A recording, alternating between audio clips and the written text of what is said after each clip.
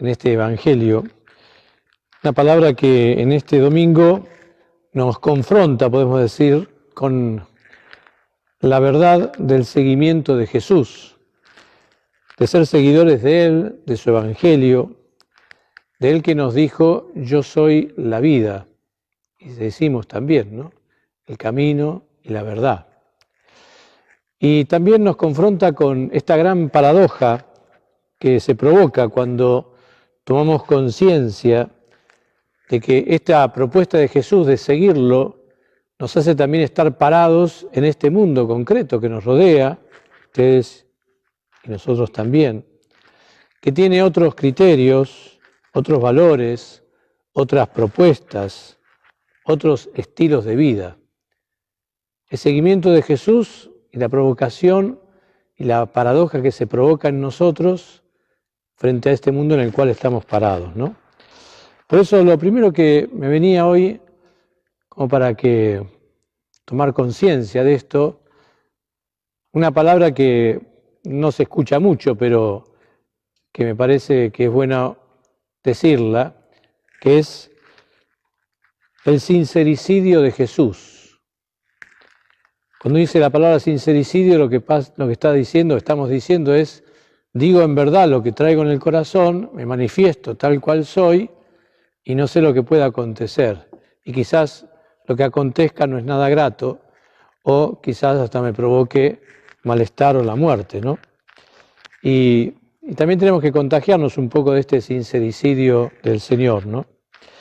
Él anuncia su Pascua y esto provocará un cimbronazo en los apóstoles, como lo provoca también en nosotros muchas veces, cuando abrimos realmente el corazón al Señor, ¿no? Y fíjense, Jesús comenzó a anunciar, ¿no? Es como decir, Él comenzó en este momento, es la mitad un poco del Evangelio de Mateo, y Él empieza a trabajar un poco más con los apóstoles, entonces empieza a abrir su corazón, su intimidad, su verdadero sentido de por qué estaba ahí, el sentido de su vida, para qué ese Mesías que había proclamado Pedro, que lo escuchamos la semana pasada, era hombre, para qué se había hecho hombre, cuál era su tarea. Y dice, comenzó a anunciar su intimidad, que debía ir, ¿no? También lindo esta expresión, ¿no? Para no pasarla de largo, debía ir. Esto de su vida tenía un mandato, su vida tenía una misión, había algo que cumplir, debía ir, ¿no? Esto que a veces cuesta, este deber ser, ¿no? Que hoy parece que nos ha hecho quizás mucho mal para muchos, ¿no? Pero ahí en Jesús estaba este mandato de fondo, detrás de su corazón. Y sigue diciendo la palabra, y sufrir mucho, y ser condenado, ¿no? Y morir, pero también resucitar. Les estaba anunciando, si uno lo traduce en una sola palabra, la conocemos. Les estaba anunciando y mostrando cuál iba a ser su Pascua. Y un destino trágico, pero también un destino esperanzador. Iba a morir, pero iba a resucitar, Por eso, decimos, esto provocó la reacción de Pedro, un poco diríamos también en nombre de sus hermanos, ¿no? Pero esta reacción de Pedro, que para él y para nosotros representa como esta paradoja, ¿no? Este doble juego. El domingo pasado escuchábamos la confesión de fe de Pedro y ahora vemos la otra parte, ¿no? El Pedro que había confesado por gracia de Dios, por un don de Dios, quién era el que tenían delante, y ahora se mostraba Pedro en toda su humanidad, en toda su debilidad, ¿no? Dice, y no puede aceptar lo que escucha. Y entonces Pedro rechaza la pasión de Jesús, no termina de escuchar eso de que iba a resucitar, porque tampoco no cabía en su cabeza, en su corazón, esto de la resurrección, ni se podía imaginar semejante disparate.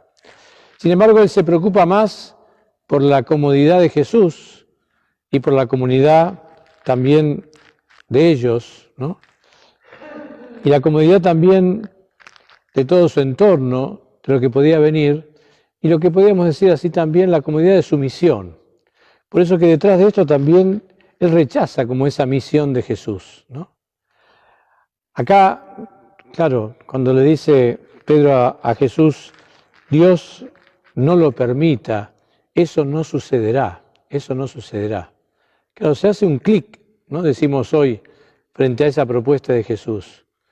Qué bien entra también acá la primera lectura de Jeremías, porque hay una expresión que quizás sea bueno corregirla en la interpretación.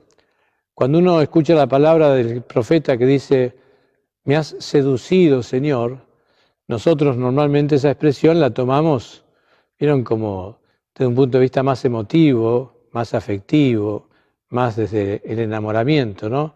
Me sedujo, me atrajo, ¿no? Pero acá, ¿saben? Esa palabra para el profeta es engañosa, es como decir, me engañaste, Señor. Me dijiste que iba a tener que anunciar algo, pero no me dijiste todo lo que traía detrás, todo lo que esa palabra me iba a traer a mí como desafío, ¿no? Por eso esa palabra se me convierte en un oprobio, dice Jeremías, ¿no? Pero, sin embargo, después Jeremías dice, hay sin embargo dentro mío un fuego devorador que me hace que no puedo acallarla. Pero me di cuenta que acá se provocó un choque, y en Pedro también se provocó este choque. Venían con este Jesús y venía él como envalentonado, tú eres el Mesías, el Hijo de Dios, el domingo pasado, y Jesús que le dice, tú eres Pedro, sobre esta piedra edificaré mi iglesia. Cuando escucha esto, también parece que se provoca ese choque en Pedro, ¿no? Y ojalá que se provoque el choque en ustedes, y hoy también se vuelva a provocar ese choque en mí, en esta propuesta del Señor, ¿no? Y fíjense qué lindo, ¿no? También miremos un poco la escena, ¿no? Yo digo, qué cercanía, qué confianza, qué intimidad tenían los discípulos y los amigos de Jesús con Él, ¿no? Qué confianza para poder acercarle, ¿vieron? Lo llevó aparte, le dijo, ¿no? Esto lo hace alguien que siente una gran confianza y un tú a tú, ¿no? Un amigo, ¿no? Pero por otro lado, uno diríamos, a veces en esa confianza perdemos la ubicación, ¿no? Y Pedro perdió la ubicación.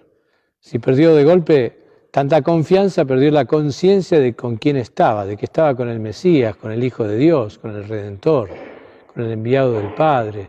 Había perdido esa conciencia. Pero bueno, también nosotros a veces la perdemos. A veces lo familiarizamos tanto a Jesús en nuestra vida, tanto a Dios en nuestra vida, tanto al Evangelio en nuestra vida, que perdemos la distancia. Entonces lo manejamos como Pedro quería manejar a Jesús, ¿no?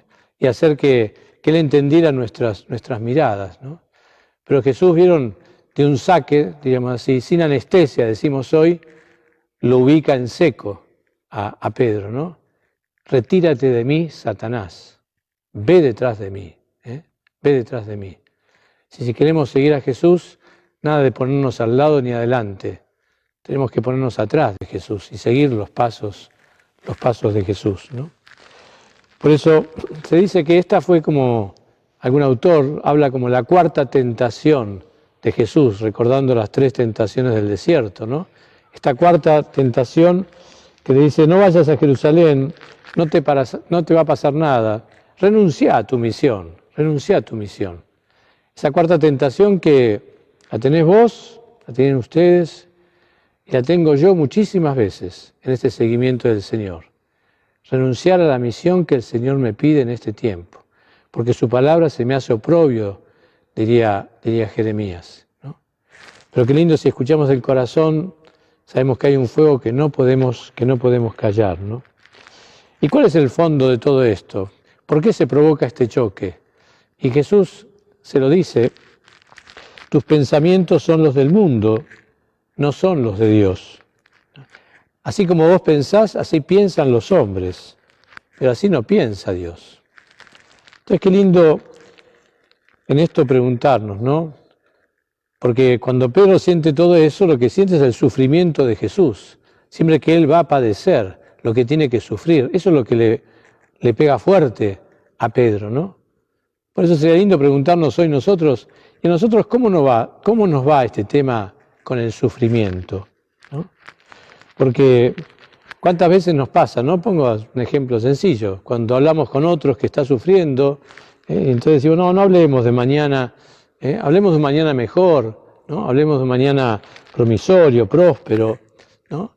Como en este tiempo en el cual estamos, o esas frases ambiguas y falsas, no, todo te va a ir bien, no, tranquilo, deja que todo va a pasar, va a ir bien. En el fondo, ¿vieron? Sufrimiento a un lado, lo que podamos padecer a un costado, siempre pensando en no tenemos que sufrir, ¿no? En ese pare de sufrir, ¿no? Que tenemos a veces tan incorporado.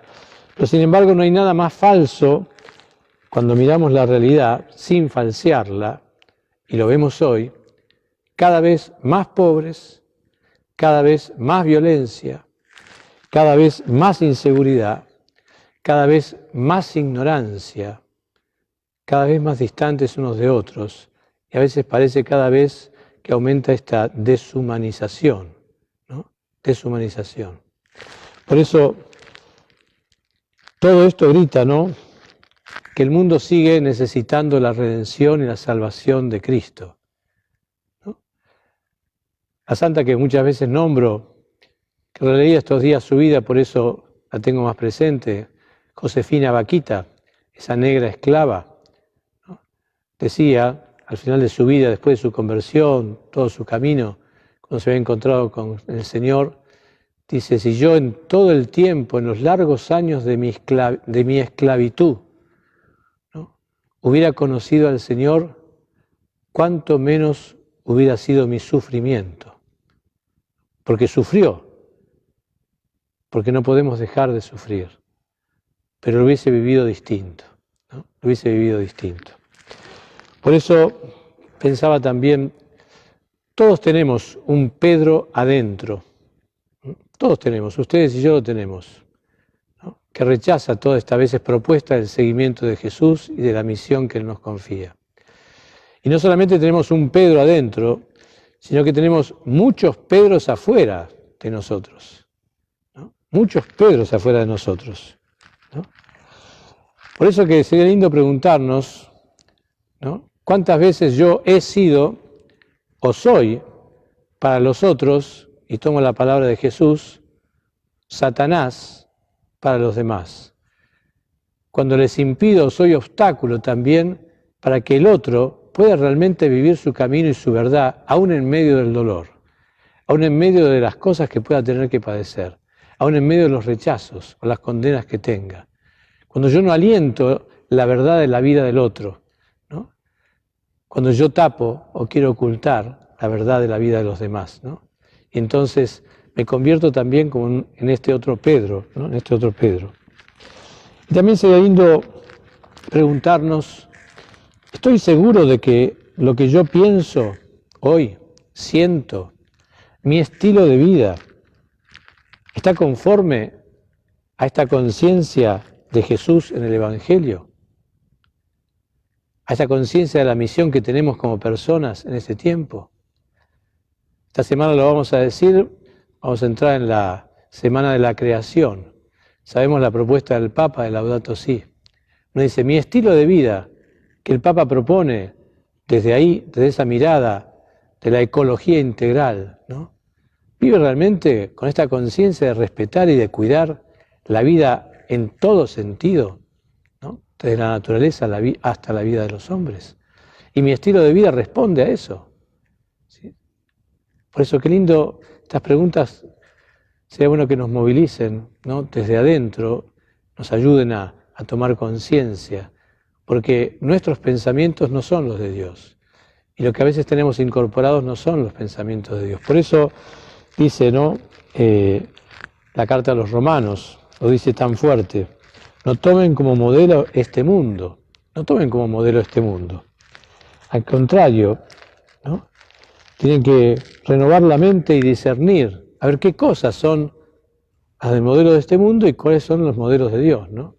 Pongo un ejemplo más de la lectura de hoy. Muchas veces aparece la palabra vida.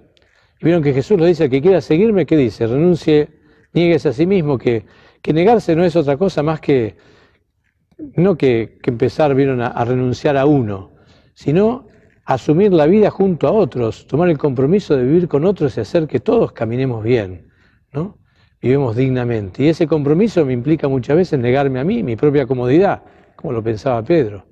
Cargar la cruz, y eso me lleva a cruces cotidianas, no tengo que inventar nada, ¿no? Hay dolores de cada día cuando quiero vivir con esta conciencia, ¿no? Pero dice Jesús después, porque el que quiera ganar su vida la va a perder, y el que pierda su vida por mí la va a ganar, ¿no? Y yo pensaba, lo dejo como para que lo pensemos un poco, ¿no? Hace más de 160 días y ahora vieron se sigue prolongando la cuarentena. Sabemos que hay muchos contagios, perfecto, eso está bien clarito. Venimos sintiendo este eslogan bárbaro y que nos ha ayudado, ¿no? Cuidemos la vida. Pero me hago la pregunta y me quedo pensando, ¿este cuidar la vida nos hace ganar la vida o nos la está haciendo perder? Sería bueno preguntarnos, ¿no? Cada uno tendrá que responder desde su lugar. ¿Cuántas cosas se han perdido y se vienen perdiendo por cuidar tanto la vida? ¿Será que no estamos entendiendo quizás lo que Jesús nos dice? Que el que pierda la vida por mí, la va a encontrar. Necesitamos un amor grande al Señor y a su Evangelio, a su palabra, para realmente tomar la decisión de caminar con Él, ¿no? Por eso termino, pido que esto es muy sencillo porque quiero que ustedes estén acá, como yo también quiero estar acá. Dice la expresión de la segunda carta de hoy, la segunda lectura, la carta a los Romanos. Pablo dice, cambien su mentalidad, sean ustedes, una expresión que lo dice víctima viva, pero hay una expresión muy linda que dice así, sean hostias vivas. Y esto es la hostia. Cuando decimos hostias vivas estamos mirando acá. Acá está escondido y nosotros lo vamos a poner en este altar, la ofrenda de aquel que se hizo hostia por nosotros, que se hizo entrega, que se hizo donación, que se hizo ofrenda para que muchos tuvieran vida, para que muchos ganaran la vida por la muerte que Él padeció por nosotros, ¿no? Qué lindo que hoy nosotros también, siguiendo al Señor, tomando conciencia de que a veces el mundo nos quiere ganar adentro con sus criterios, sus pensamientos y su estilo de vida, no nos permite hacer ofrenda de vida. Y hoy necesitamos que ustedes y yo pongamos esto por delante. Quiero estar en este altar, quiero hacerme ofrenda, háganse ustedes y yo también hostias en este altar que ahora vamos a ofrecer delante del Señor, junto al Señor, y nos ponemos aquí en Él. Con Él queremos hacernos ofrendas para todos, ¿no? Ojalá que muchos puedan sentir la alegría de la vida y de la esperanza por nuestra vida ofrecida de esta manera cada día. Y que la Virgen, como siempre, nos acompañe y nos aliente en este testimonio. Que así sea.